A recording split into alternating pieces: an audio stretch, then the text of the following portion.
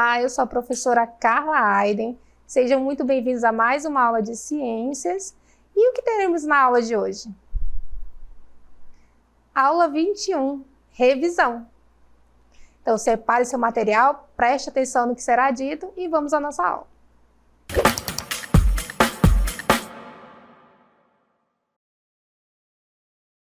Vamos recapitular aí os conceitos que aprendemos ao longo das nossas unidades. E para começar, a gente vai falar um pouco sobre as mudanças climáticas, que são alterações de longo prazo que afetam os padrões climáticos característicos de uma região ou até mesmo do planeta. Podem acentuar, por exemplo, a ocorrência de tempestades, furacões, invernos mais intensos, entre outros eventos climáticos. Essas mudanças climáticas podem ter inúmeros motivos, mas vamos destacar o aumento do desmatamento, queima de combustíveis fósseis, o que emite à atmosfera gases de efeito estufa, e a intensificação do chamado efeito estufa, né? Pesquisas indicam que esse aumento está muito relacionado à ação do ser humano, que ao longo dos anos aumentou suas emissões de gases do efeito estufa, como gás carbônico. E quais seriam as causas, então, para essas mudanças climáticas que também contribuem com o aquecimento global? As mudanças climáticas podem ter causas naturais, como alterações na radiação solar e dos movimentos orbitais da Terra, ou podem ser consequências das atividades humanas. Então, a gente percebe aí que existe uma ênfase na questão das atividades humanas que tem intensificado aí, né, essas mudanças climáticas, tá? Então, existem estudos aí que afirmam que 90% de certeza que o aumento da temperatura na Terra está sendo causado pela ação do homem. E algumas dessas ações são desmatamento, que é o processo de remoção de florestas e outros ecossistemas naturais, muitas vezes impulsionado por atividades humanas. Essa prática tem impactos significativos no meio ambiente, na biodiversidade e também no clima global. E quais seriam as causas para esse desmatamento? Geralmente aí são a agricultura e a pecuária, a expansão urbana, a exploração madeireira, a infraestrutura e também a mineração. E quais seriam os impactos desse desmatamento no nosso bioma, que é a Amazônia? É a perda da biodiversidade, né? Ou seja, de animais, plantas, mudanças climáticas, onde antes chovia mais, chove menos, e aonde não tinha tanta chuva passa a ter até mesmo enchentes, impactos sociais, ciclo hidrológico, ou seja, o ciclo da água também vai ser afetado. Incêndios florestais também são uma das ações humanas, e eles podem ser iniciados de maneira acidental, que podem afetar áreas gigantescas de cobertura vegetal. Eles podem ser considerados criminosos quando indivíduos realizam-nos de maneira indiscriminada, ou seja, intencionalmente. E essas queimadas, gente, ou incêndios florestais, né? Embora as queimadas sejam uma prática antiga e natural em alguns ecossistemas, as atividades humanas descontroladas têm levado a impactos negativos significativos. É o que a gente tem observado ultimamente, principalmente na região amazônica, né, em que houve ali um período de grande fumaça que tomou conta de toda a região amazônica, né, de todas as áreas metropolitanas também ao redor da capital, que é Manaus. E aí a gente observou que isso trouxe impacto também para a saúde humana.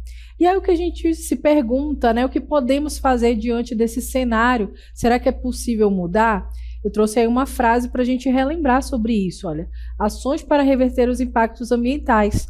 Pensar globalmente, agir localmente, é uma frase de Ulrich Beck. Então essa mensagem traz aí, né, essa frase traz uma mensagem para a gente pensar de maneira global nos problemas, mas procurar agir de maneira local, né, em uma iniciativa individual ou coletiva. E quais seriam essas ações? Reduzir a emissão de gases poluentes na atmosfera, repensar o consumo de água, evitar o desperdício de energia, priorizar o uso de fontes de energia renováveis, combater o desmatamento e as queimadas, frear o consumo excessivo e desnecessário de produtos industrializados, praticar o manejo correto de resíduos sólidos. Tudo isso são ações que podemos praticar e contribuir para a melhoria desse cenário. Mas ao longo dessa unidade a gente também falou sobre as mudanças no corpo humano, de um período que todo ser humano passa, que é a puberdade. Então vamos olhar. A puberdade é um período que marca a transição da infância para a fase adulta, sendo essa passagem caracterizada por alterações marcantes no corpo de meninos e meninas. É nessa fase, gente, que surgem aí os chamados caracteres sexuais secundários e que se estabelece a capacidade reprodutiva, sendo, portanto, um período de maturação biológica. Então, quer dizer que esse é um período que prepara o corpo humano para a reprodução. E como que funciona tudo isso? Vai depender do nosso sistema endócrino. Nós observamos aí que o nosso organismo tem tem ali o sistema endócrino com alguns órgãos, né, que vão estar relacionados a esse sistema, e um desses é a hipófise, tá? Uma glândula que está situada na base do encéfalo. E o que ele faz? Durante a puberdade, a hipófise, né, que é essa glândula do sistema nervoso, vai liberar 2 hormônios importantes. Primeiro, o FSH, que é o hormônio folículo estimulante, e o LH, que é o hormônio luteinizante, atuando sobre as gônadas, ou seja, testículos nos meninos e ovários nas meninas. No caso dos meninos, o FSH ajuda lá nos testículos as células a iniciarem a produção de espermatozoides. Ao mesmo tempo, o LH estimula outras células a produzirem testosterona, que é o hormônio que ajuda a desenvolver características masculinas, como pelos e voz mais grave. Então, a gente observa aí que nos meninos, esse mesmo hormônio que é liberado na hipófise, ele vai ajudar também a produzir a testosterona. Quando você ouve esse nome testosterona, você já lembra logo que é o hormônio masculino. É esse hormônio que vai ajudar aí os meninos a desenvolverem a voz mais grossa, os pelos no rosto, né, como a barba. Então, são todas características bem particulares aí dos meninos, certo? E nas meninas, como é que funciona? No caso, o FSH nos ovários, ele vai agir sobre os ovários e ajuda as células a crescerem e a produzirem um hormônio chamado estrógeno. Esse hormônio faz com que o folículo, onde os óvulos ficam, se desenvolva. O LH também ajuda fazendo com que o folículo se rompa e libere o óvulo. Então, somente as meninas vão ter um ovário com os óvulos, né, que serão ali liberados a cada ciclo. E é justamente o estrógeno, né, que é produzido nos ovários, que vai ajudar, então, nessa liberação, vai ajudar, né, nessa questão aí reprodutiva, tá? Então, o FSH age nos meninos, lá nos testículos, para produzir a testosterona, e aqui, no caso das meninas, age sobre os ovários, para produzir um hormônio chamado estrógeno, certo? E para a gente continuar, né, falando ainda sobre essa fase da puberdade, existem algumas características que são bem marcantes, né? A gente vai observar aí que as espinhas e os pelos, né, eles começam a surgir aí a partir da puberdade. Esses pelos são uma parte normal do crescimento e ajudam a desenvolver características que diferenciam meninos de meninas. Bom, a gente vê também que a puberdade em anos anteriores, né, a primeira menstruação era bem mais tarde, era por volta dos 16 anos. E já no século XX, essa média passou para os 12 anos. É o que a gente chama de puberdade precoce, tá? E aí existem diversos fatores que podem influenciar nessa puberdade precoce, né? Que vão aí desde uma maior disponibilidade de nutrientes até substâncias presentes em alimentos, cosméticos, roupas, entre outros. Quando a gente fala de puberdade, a gente está falando aí do amadurecimento, né, do sistema reprodutivo, tá, gente? Mas a gente pensa aí no sistema reprodutivo, né, só na questão aí de uma nova vida, né? Mas nem sempre a pessoa que está apta, o ser humano que está apto a reproduzir, ele vai estar necessariamente apto a ser pai ou a ser mãe, porque isso vai além da questão biológica, também vai envolver a questão psicológica, social, entre outros, né? Então é por isso que a gente precisa pensar em métodos de prevenir uma gravidez indesejada ou até mesmo se prevenir contra doenças que podem ser transmitidas durante o ato sexual, que são as infecções sexualmente transmissíveis. Então vamos ver aí quais são, né, esses métodos contraceptivos e de que forma eles podem agir. Então a gente observa que os métodos contraceptivos ou anticoncepcionais são métodos ou técnicas que podem ajudar a evitar a gravidez. Além disso, alguns deles previnem contra infecções sexualmente transmissíveis, Então a gente percebe que existem os hormonais, que são aquelas famosas pílulas. Geralmente esses métodos vão ajudar, vão atuar impedindo a liberação do ovócito, né? Então essa mulher, no caso que faz uso desse medicamento, ela precisa utilizar diariamente. Além das pílulas, existem outras opções, né? Como os anticoncepcionais que são injetáveis, os hormonais, né? E esse método, se ele for utilizado corretamente, tem entre 95% a 99% de eficácia. No entanto, esse método ele não previne contra ISTs, apenas contra a gravidez indesejada.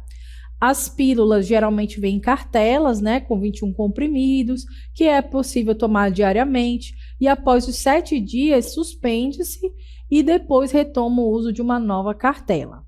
Existem aqueles outros métodos que também podem ser conhecidos aí como dispositivo intrauterino, também conhecido como DIU, que é essa pequena estrutura geralmente metálica ou de plástico que é introduzida no útero, tá? Isso só pode ser feito por um médico.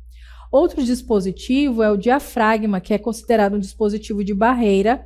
Ele é uma estrutura de borracha, certo? Que é colocada um pouco antes do momento, né, do ato sexual, e depois ele deve ser retirado. Ele vai impedir a chegada do sêmen ao útero e, consequentemente, a fecundação do ovócito. Existem outros dispositivos de barreira, que são os preservativos, também conhecidos como camisinhas, né? E aí eles servem para impedir que o sêmen e outros fluidos corporais entrem em contato com a vagina. Como os espermatozoides não são liberados no interior do sistema genital feminino, a fecundação não ocorre. E no caso dos preservativos, gente, além de prevenir uma gravidez indesejada, os preservativos são os únicos métodos contraceptivos que também protegem contra as ISTs.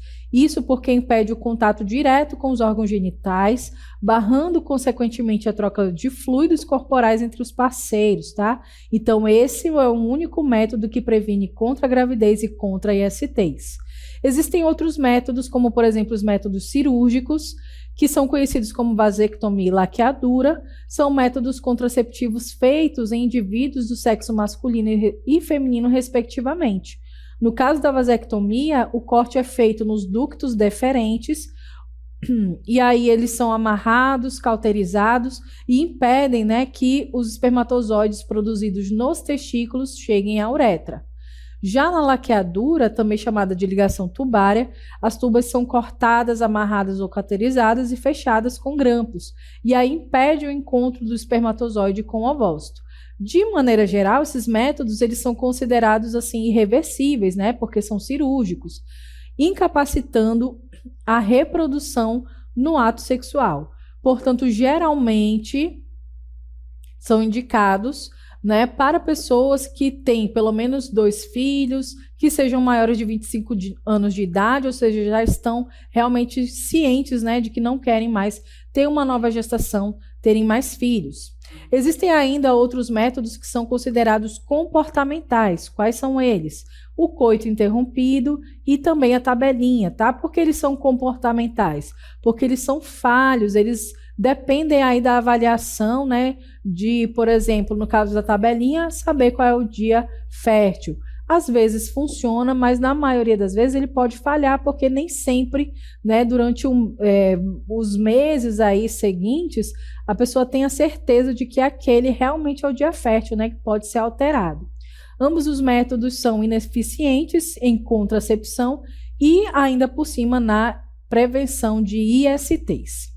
Bom, a gente falou ainda, né, durante as nossas aulas sobre a geração de energia, né, tanto no país quanto também na nossa região. Então vamos recapitular aí as fontes de energia que são renováveis e também as não renováveis. As fontes de energia são recursos dos quais podemos extrair a energia utilizada nas mais diversas atividades. A energia solar, por exemplo, é obtida a partir do sol, uma vez que ele é a fonte energética. Com base na sua taxa de consumo e no seu tempo de reposição no ambiente, podemos classificar as fontes de energia em renováveis e não renováveis. Quais seriam as fontes renováveis? São aquelas com a capacidade natural de reposição no ambiente, ou seja, a taxa de consumo é inferior ao tempo de reposição. Como exemplo, temos o vento, a temperatura interna da terra, o sol, a água e a biomassa. São aquelas né, que podem ser renovadas aí na natureza de maneira fácil e curto prazo de tempo, né? Então a gente vê o vento, o sol, né, que pode estar disponível na natureza, por isso a gente diz que é uma fonte renovável de energia. E aquelas que são não renováveis, vamos observar, são aquelas cujas taxas de consumo é superior à taxa de reposição no ambiente, que normalmente leva milhões de anos e ocorre sob condições específicas de temperatura e pressão. Aí a gente vê como exemplo extração de petróleo, né? A gente vê o carvão mineral, a gente vê aí a energia nuclear e a estação de gás natural. Todas essas são fontes de energia, mas que não são renováveis porque levam muito tempo para se renovar na natureza. Como exemplo, o carvão mineral, ele é usado na geração de energia elétrica em usinas termoelétricas. Já o petróleo e gás natural, assim como o carvão, são derivados do petróleo. O petróleo leva muito tempo para ser feito, né, para ser produzido na natureza, e eles podem servir como combustíveis para veículos, gás de cozinha, entre outros produtos. Fontes de energia não renováveis ainda, no caso aí os combustíveis fósseis, eles possuem uma alta eficiência energética e por isso, apesar de terem seus estoques limitados, ainda são amplamente utilizados em grande parte do planeta. O problema é que a queima desses combustíveis, gente, é responsável por liberar uma grande quantidade de gases tóxicos, principalmente o dióxido de carbono, né? Então ele é prejudicial para a saúde do meio ambiente, fora que também para a saúde humana. Quais seriam aí os exemplos de fontes de energia renováveis? Nós temos a água, que vai ser utilizada aí nas hidrelétricas, o sol, que vai ser utilizado aí, vai ser aproveitado na forma de luz, energia luminosa ou de calor, através das placas fotovoltaicas.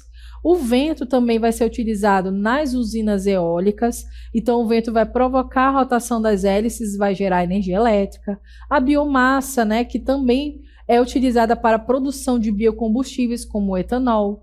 A temperatura interna da Terra, que é considerada uma fonte de energia denominada geotérmica, né? Esse vapor, essa alta pressão vai ser captado pelas usinas e transformado em energia elétrica. E as usinas elétricas, né, abrangem todos os tipos, tá? De que produzem aí essa forma de eletricidade, de energia na forma de eletricidade. A gente tem hidrelétrica, termoelétrica, solar, eólica, nuclear, entre outras. As hidrelétricas, né, funcionam a partir da energia hidráulica e durante a queda da água essa energia é convertida em energia cinética, movimentando os geradores das usinas.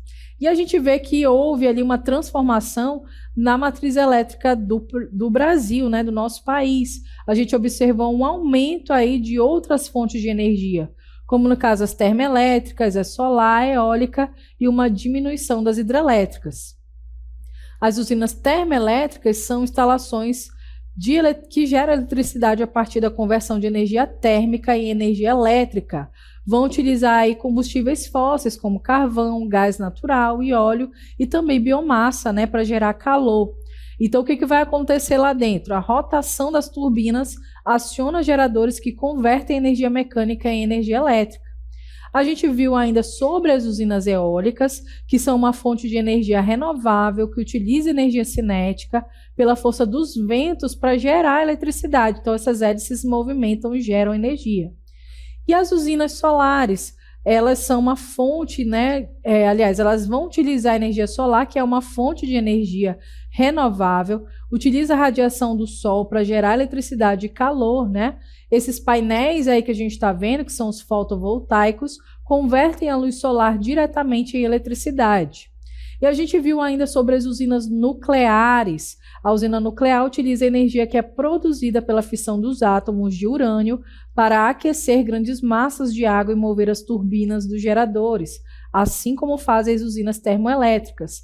No Brasil, existem somente 2 usinas nucleares em funcionamento, que juntas produzem cerca de 1,2% de toda a energia elétrica nacional, gerando 2.007 megawatts de potência.